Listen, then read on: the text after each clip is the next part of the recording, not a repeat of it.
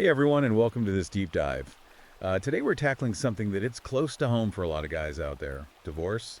And yeah, it can be a real battle. It really can be. There's so much emotional turmoil, and sometimes it feels like you're just totally powerless. Exactly. And to guide us through this, we're diving into surviving the divorce wars. Hmm. This book's written by a guy who went through a really rough divorce himself, and he's not holding back. He's talking about the legal system, the financial hit, and all the pressure society throws at men going through this. Yeah, what's powerful about the book is how honest he is. He really argues that the system is rigged against men, especially when it comes to custody and finances. Yeah, he uses that term rig system a lot. And it really makes you think. One of the first things that jumped out at me was the statistic he throws out: fathers only get sole or primary custody 10% of the time. That's a huge red flag. Yeah, that's a big one. And it makes you question how societal expectations and the legal system are working. Historically, mothers were seen as the primary caregivers, but roles are changing, and it seems like the system hasn't caught up. Right. And that ties into the financial drain. He talks about alimony child support. It can really wipe a guy out, especially when you add legal fees on top of that. He tells this story about a guy named John who loses custody because of false accusations and ends up paying a fortune in alimony. John's story really shows how vulnerable men can be in this system. It's not just about the money, it's about the emotional impact, feeling trapped, the potential for being taken advantage of. It's like the system assumes you're guilty until proven innocent, and the burden of proof is on the man. He argues that some women use this to their advantage, making accusations that are hard to disprove and can sway the judge's decision. Yeah, and he points out how that fear of false accusations can make men afraid to fight for their rights or defend themselves. It creates this environment of fear and uncertainty that hangs over the whole process. And it's not just the legal and financial stuff that's hard. There's also that pressure from society, the expectation that men have to be strong and stoic, the providers, even when everything's falling apart. He quotes a man who felt like a total failure because he couldn't financially support his ex-wife and kids after the divorce. It speaks to a bigger issue: how men aren't really allowed to be vulnerable, to show their emotions and struggles. Society tells them to just man up and deal with it, and that can lead to all sorts of problems down the line. It's like they're damned if they do and damned if they don't. Punished for showing weakness and punished for not living up to these outdated ideas of what a man should be. And that's where his advice on coping mechanisms comes in, right? Absolutely. He says it's crucial to find support. Friends, family, therapists, people who can give you a safe space to work through those emotions and start rebuilding. And it's not just about talking. It's also about practical things like exercise, meditation, journaling. Anything that can help you regain control and feel better. He even talks about rediscovering yourself after divorce, taking time to figure out what you value and what's important to you, setting new goals that align with who you are now. Like a forced reinvention, I guess. Yeah. It can be scary, but it's also a chance to grow and change for the better. He really wants men to embrace that opportunity, to set new goals, personal, professional, anything that gives them a sense of purpose. It could be something small like learning a new skill or taking up a hobby or even traveling somewhere you've always dreamed of. It's about reclaiming your life and making it your own. He acknowledges that there are practical challenges too. You might be living in a smaller place, having to adjust to a tighter budget and juggling new responsibilities. Yeah, downsizing can be rough, especially if you were used to a certain way of life. But he says to see it as a chance to simplify, declutter, create a space that truly reflects who you are now. It's about creating a place where you can heal, recharge, and plan for the future. What about dating after divorce? That's a whole other challenge, especially if you haven't been on the dating scene for a while. He doesn't sugarcoat it. He says it can be scary, especially with all the dating apps and the way things are now. But he encourages men to go into it with an open mind and a positive attitude. He talks about being authentic, right? Yeah. Being upfront about who you are and what you want, instead of trying to fit some mold. Right. He warns against jumping into new relationships too quickly. He says take the time to heal from the divorce, figure out what went wrong, and be clear about what you're looking for in a partner.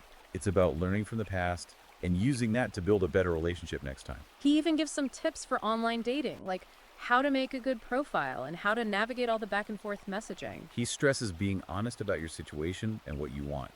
No playing games or pretending to be someone you're not. And he reminds guys that rejection is part of the process. It doesn't mean you're not good enough. It's about finding someone who's truly right for you, not just settling. He even shares some inspiring stories about men who found love and happiness after divorce. It shows that it's possible to rebuild and find someone who truly gets you. Those stories highlight how important it is to be patient, resilient, and willing to learn and grow from what you've been through. So even though divorce can feel like the end of the world, this book shows that it's not.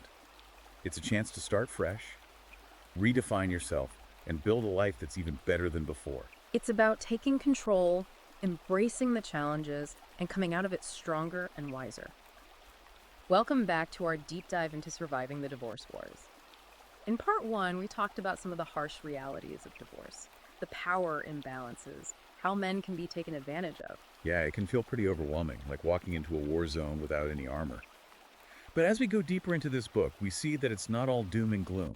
The author offers some really smart strategies for coping with the emotional fallout and getting your life back on track. He starts by saying that healing begins with acknowledging the emotional damage. He compares divorce to a train wreck, Wow. sudden, devastating, and you're left feeling completely lost. That's a really powerful image. It captures the shock and trauma so many men go through, especially if they didn't see it coming. And he argues that society doesn't really give men the tools to deal with that kind of emotional trauma.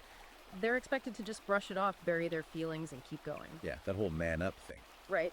But bottling up your emotions is never healthy. It Right. can come out in bad ways later on: anger, depression, substance abuse. Exactly.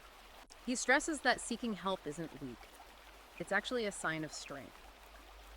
He encourages men to find a therapist, join a support group, or even just talk to a friend or family member, someone they trust.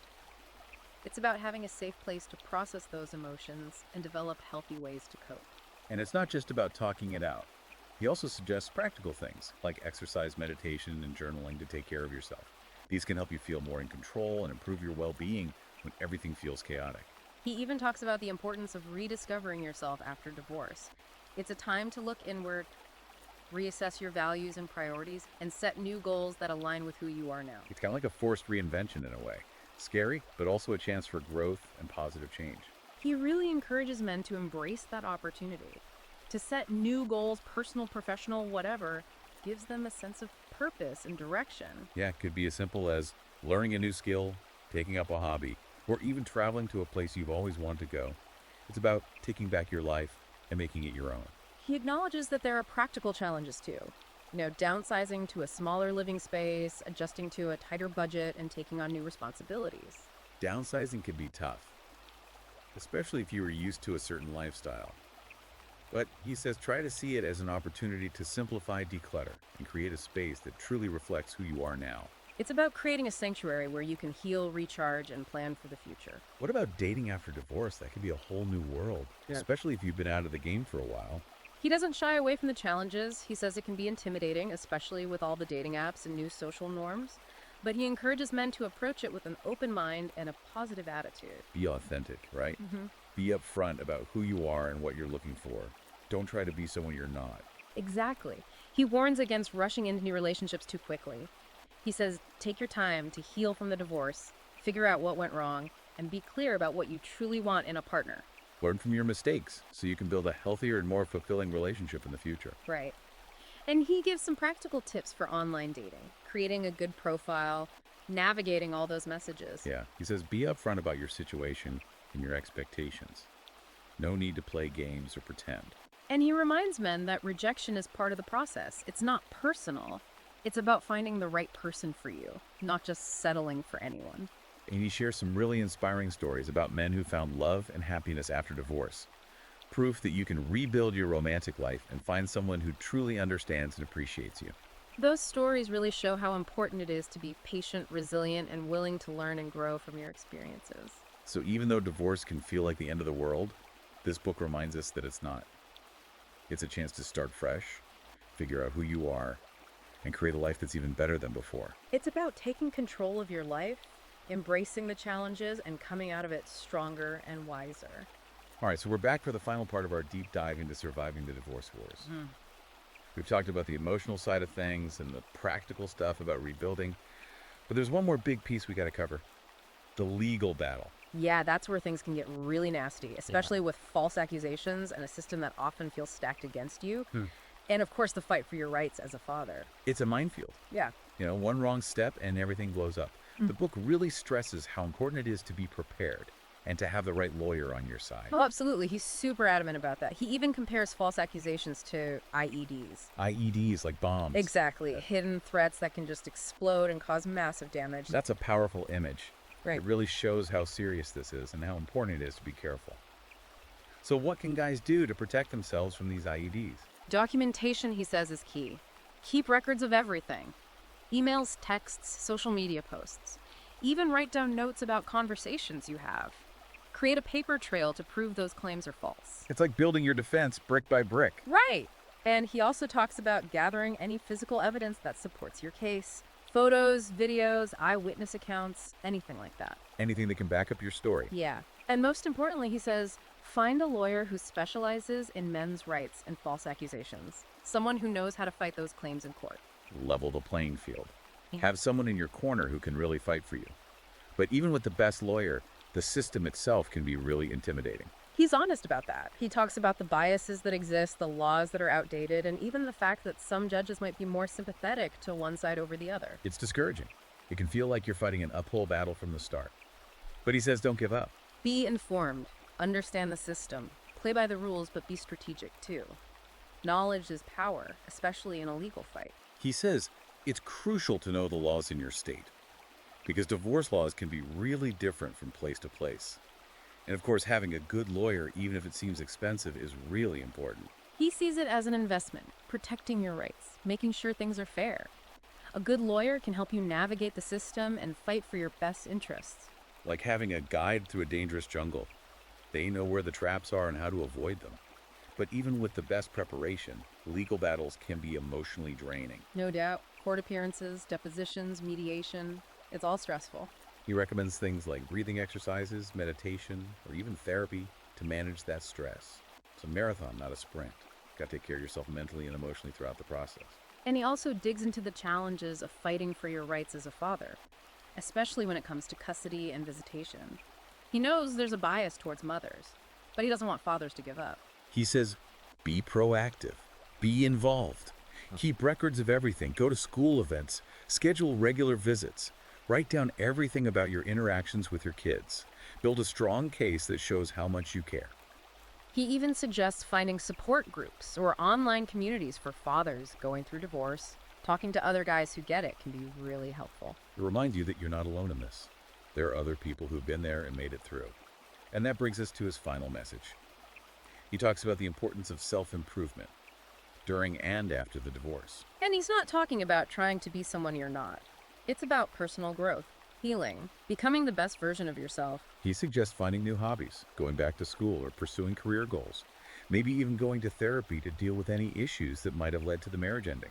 It's about taking control of your life, your choices, your future, creating a life that makes you happy and gives you a sense of purpose. He wants men to see that divorce, as painful as it is, can be a chance for positive change. It's a chance to learn from your mistakes, rediscover your passions, and become a stronger, more resilient, and more authentic you. Turning a bad ending into a brand new beginning. So as we wrap up this deep dive into surviving the divorce wars, I hope you're feeling empowered, not defeated. Remember, knowledge is power, support is crucial, and self-improvement is the key to building a better future. And if you want to learn more from the author himself, you can check out Surviving the Divorce Wars on Amazon Kindle and Google Play Books. Thanks for joining us on this deep dive. Until next time, stay informed, stay strong, and keep fighting for the life you deserve.